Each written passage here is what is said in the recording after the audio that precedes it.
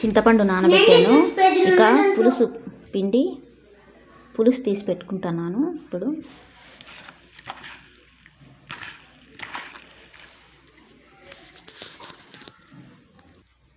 చింతపండు పులుసు నీట్గా తీసి పెట్టేశాను. ఇందులోకి చింతపండు పులుసులోకి కారం కలుపుతున్నాను, కావాల్సినంత కారం.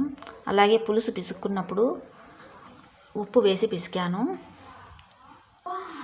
ఇందులోకి ధనియాల పొడి కొద్దిగా వేస్తున్నాను, అలాగే సాంబార్ పొడి కూడా వేస్తున్నాను.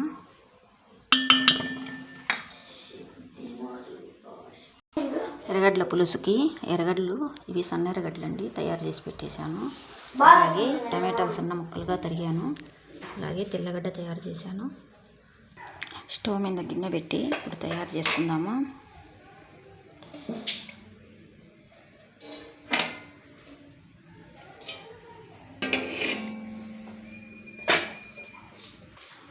తర్వాతకి ఆయిల్ కాగింది. ఇందులోకి జీలకర్ర సాసవులు వేసాను. తెల్లగడ్డ వేసుకున్నాను. తెల్లగడ్డ ఎర్రగా అయిన తర్వాత ఎర్రగడ్డ వేసుకుంటాను. ఎర్రగడ్డలు కొద్దిగా వేసి అలాగే కరివేపాకు వేస్తున్నాను. ఈ ఎర్రగడ్డలు ఎర్రగా అయిపోయినాయి. తర్వాత కరిగి పెట్టుకున్న ఎర్రగడ్డలన్నీ వేసేసి కొద్దిసేపు నూనెలో వేగనివ్వాలి. ఎర్రగడ్డలు కొద్దిగా వేగినాయి.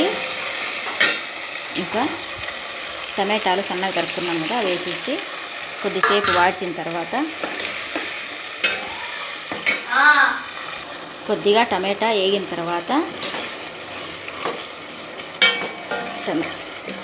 ఎర్రగడ్డ కూడా కొద్దిగా కలర్ వచ్చిందండి.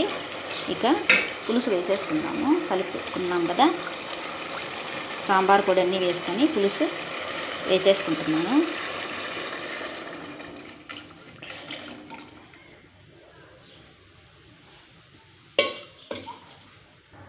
ఇందాక పసుపు వేయలేదు, పసుపు వేస్తున్నానండి. కొద్దిగా ఎర్రగడ్డ ఉడికే వరకు ఉడకబెట్టుకొని కొద్దిగా ఎసురు ఇముడుతుంది, అప్పుడు దించేసుకోవాలండి. అప్పుడు టేస్ట్గా ఉంటుంది. ఇందులోకి ఒక్క రవ్వ బెల్లం వేస్తే మంచి టేస్ట్ వస్తుందండి. కారము ఏదైనా ఉప్పు ఎక్కువైనా కారం ఎక్కువైనా కంట్రోల్ చేసి మంచి టేస్ట్ వస్తుంది. మీకు నచ్చినట్లయితే ప్లీజ్ లైక్ చేయండి, సబ్స్క్రైబ్ చేసుకోండి. ఇందులోకి కొబ్బరి పొడి కొట్టాను కదా, కొద్దిగా వేస్తున్నాను అంతే. పులుసు రెడీ అయిపోయిందండి. గట్టిగా ఉడికిపోయింది, నీళ్ళగా లేకుండా కొద్దిగా గట్టిగా అయిపోయింది.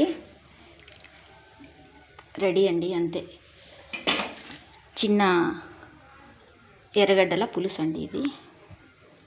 మీకు నచ్చినట్లయితే లైక్ చేసుకోండి, సబ్స్క్రైబ్ చేసుకోండి. భలే ఉంటుంది. మీరు చేసినారనుకో అంతే, ఇటుకొచ్చి తిన్నారనుకో భలే ఉంటుంది.